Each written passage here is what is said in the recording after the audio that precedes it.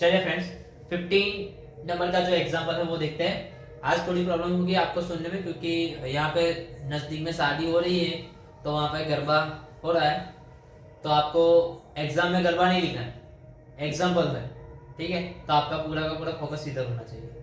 चलिए स्टार्ट कर रहे हैं। An object of size 7 centimetre is placed at 27 centimetre in front of a concave mirror. तो पहले हमें इंफॉर्मेशन दी है कॉन्केव मिरर, ये पकड़ के चलो, ठीक है। कॉन्केव मिरर अलग से करूंगा, थोड़ा दिखाई देगा आपको। चलिए ये आ गया आपका कॉन्केव मिरर, तो ठीक है, पहले कॉन्केव मिरर हम बना देते हैं। चलिए कॉन्केव मिरर कैसा आएगा, ठीक है, ये आ गया आपका कॉन्केव।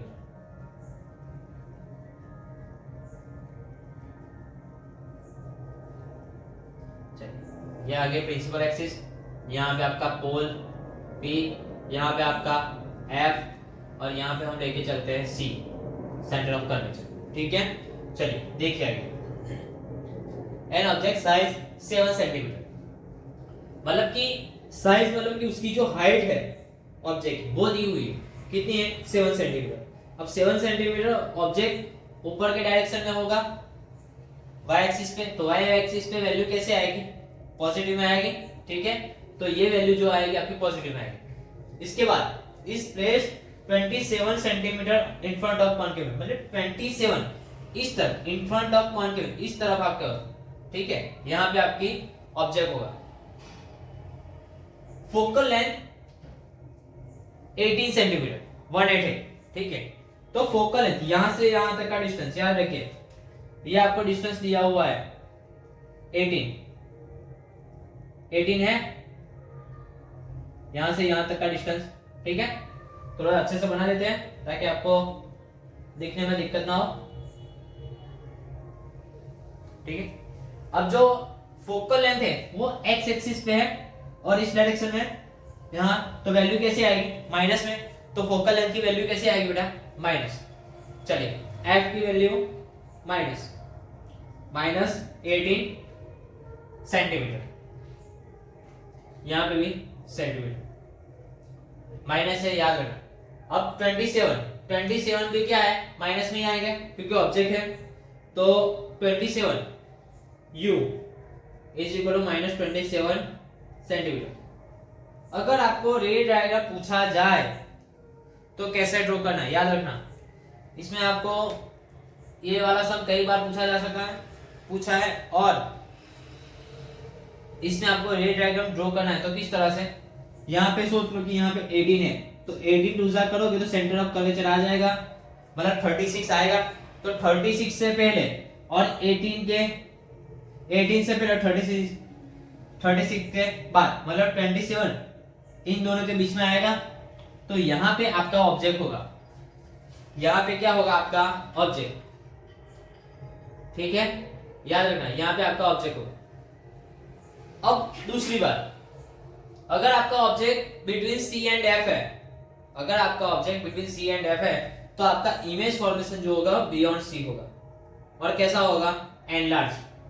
कैसा होगा, रियल होगा। एक बात याद रखना, रियल होगा। मैं यहाँ पे लिख देता हूं, रियल,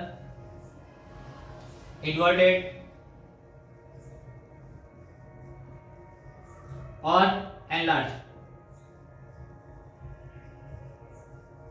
ठीक है, याद रखना, रियल, इन्वर्टेड और एनलार्ज, ये आपको याद रखना। आपका इमेज फॉर्मेशन कुछ इस तरह से होगा, मतलब नीचे के डायरेक्शन में होगा, और उसकी वैल्यू भी कैसे आएगी, नेगेटिव में आएगी, ठीक है। तो चलिए हम यहाँ साइज और नेचर ऑफ इमेज फाइंड करना स्टार्ट करते हैं। तो यहाँ पे हमको फाइंड क्या करना है, v फाइंड करना है और h डैश फाइंड करना है। चलिए इक्वेशन हमारे पास जो है उसका यूज करेंगे, आपको याद ही है। चलिए क्या है, 1/f is equal to 1/u plus 1/v, ठीक है। चलिए v फाइंड करना है, u को इस तरफ ले लेते हैं, 1/v is equal to 1/f minus 1/u। चलिए 1/f की वैल्यू कितनी है, -18, मतलब कि -1/18। अब देखो u की वैल्यू कितनी है -27, तो माइनस माइनस प्लस हो जाएगा, तो 1/27। चलिए क्रॉस मल्टीप्लिकेशन कीजिए, तो यहाँ पे आएगा -27 + 18 डिवाइडेड बाय, दोनों का मल्टीप्लिकेशन होगा। तो मैं ज्यादा बड़ी रकम ना हो जाए इसकी वजह से मैं इनको मल्टीप्लिकेशन में ही रखता हूँ, 18 × 27। ठीक है, मल्टीप्लाई मैंने कर दिया, मल्टीप्लाई की साइन लगा दी। अब देखो यहां पे क्या आएगा, -9 आएगा डिवाइडेड बाय 18 × 27, 9 2 जा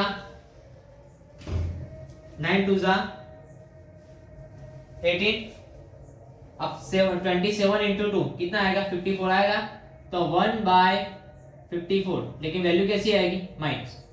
अब ये तो अपना 1/v था, ठीक है, तो v कितना होगा, -54।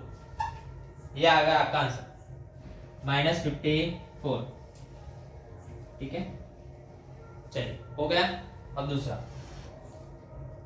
मैग्निफिकेशन फाइंड करेंगे। पहले मैग्निफिकेशन के ऊपर m = -v/u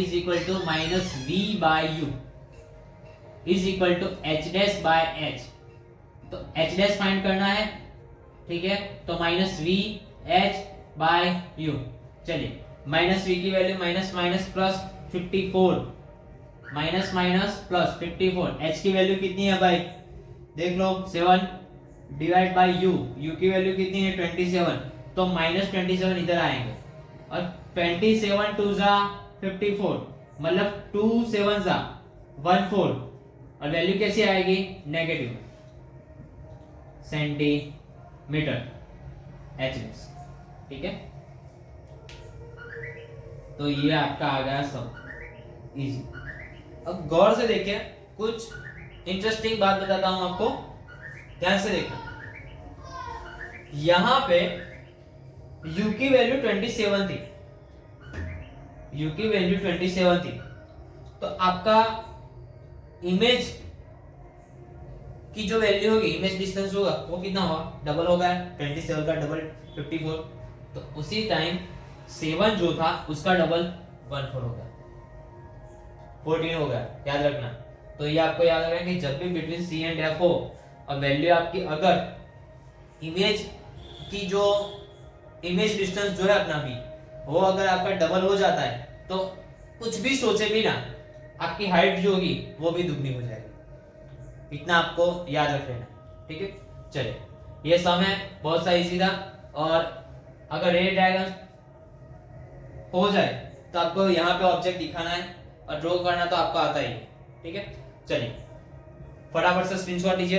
अब और एक और बात, 16 और 17 ये दोनों के दोनों सम छोटे छोटे, तो वो आप खुद से कर सकते हो, ठीक है। डायरेक्टर के ऊपर डायरेक्टर के ऊपर क्वेश्चन है, बहुत सा इजी, तो आप खुद से कर सकते हो।